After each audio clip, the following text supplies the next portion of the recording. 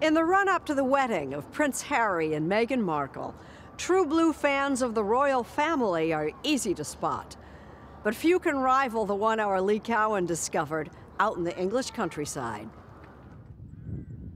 It's pretty hard to miss, nestled in the rolling hills of County Durham in northeastern England, a rather conspicuous Union Jack fluttering in the wind, as if the farmhouse below was Buckingham Palace itself.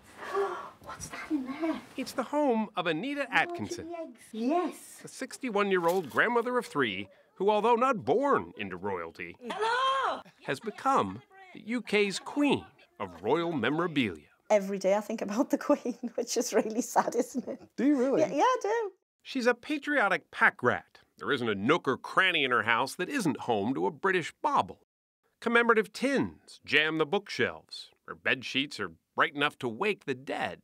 And there are enough collectible teacups for all the tea in China. Is it fair to say that this is pretty much an obsession for you? Yes, it's a complete obsession. It is. It's not all she thinks about. She does have a job, after all. She's the editor of the local newspaper, the Weardale Gazette. You'll notice she bangs out her stories on a Union Jack computer right next to her Union Jack telephone, which, perhaps not surprisingly, rings with God Save the Queen. Hello, Anita Atkinson. She didn't collect it all herself. Much of it was given to her, some by complete strangers who heard of her royal passion, and eventually, the only place left to put it all was up in Anita's attic.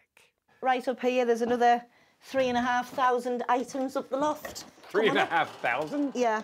Oh, That's a carrier bag from the 1981 royal wedding. Pencil from the coronation. This one is a Bell's whiskey. Hasn't got any whiskey in it now. Did you drink the whiskey? No, I don't drink alcohol. Hey, I'm silly enough without drinking alcohol. Anita's ever-patient husband worried that her collection might one day come crashing right through the ceiling. So he cleaned out an old dairy barn so that she could make it her own personal museum. She couldn't wait to show it to us, but only after she changed into something, well, a bit more British. Wow. Welcome to royalties.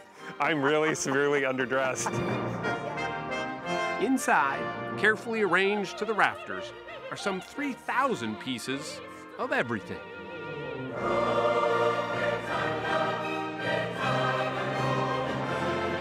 Is there anything you won't collect? No, I collect anything. There's a box of tissues from 1977.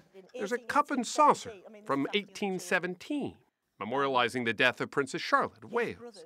Bobby pins from Queen Elizabeth's 1953 coronation. But this one's even rarer. And a mug celebrating the last royal wedding, with one whopping mistake. And when it arrived from China, it had Harry on it instead of William. Because it says there, Will and Kate, and it's not, it's Harry and Kate. It's not the largest collection of royal memorabilia, but it used to be, at least according to Guinness World Records, back in 2003. Right next to the largest chamber pot collection, the largest, I don't know whether you can say this, but the largest condom collection. But it's in there. To have a Guinness World Record, you've got to be mad. So if everybody who's in the Guinness Book of World Records is a little mad, They are. you think you're a little mad? Maybe a little bit. When word spread of this curiously British barn, people started coming around to see it. Anita never intended it to be public, but last year she opened her doors, even offering those who book ahead afternoon tea. Her loyalty to the royals extends to much more than just kitsch. In 2011, she camped out for 4 days outside Westminster Abbey to get a front row seat to that wedding of Prince William and Kate Middleton. Years earlier, she found herself at an event at St. James's Palace, where, to her surprise, she actually met the Queen Mother. I did the curtsy and she said, oh, how very nice it is to meet you, Anita. And I thought, Queen Mother's calling me by my first name. And then it just suddenly struck me that both my grandfathers were coal miners and my dad was a bus driver. And I thought, here I am, talking to the Queen Mother like she's my best friend. I thought, who do you think you are? Never forget it, I guess. No, it was one of the best days of my life. Takes a pretty major life event to keep Anita away from royal pomp and circumstance. In 1981, when Prince Charles married Lady Diana, Anita missed it. Instead, she was home, expecting her first child, Ruth, who was due the very same day. Turns out, Ruth may once again keep Anita from this Saturday's royal wedding, too. She is now expecting her third baby, and it's due on the date of Harry and Meghan's wedding.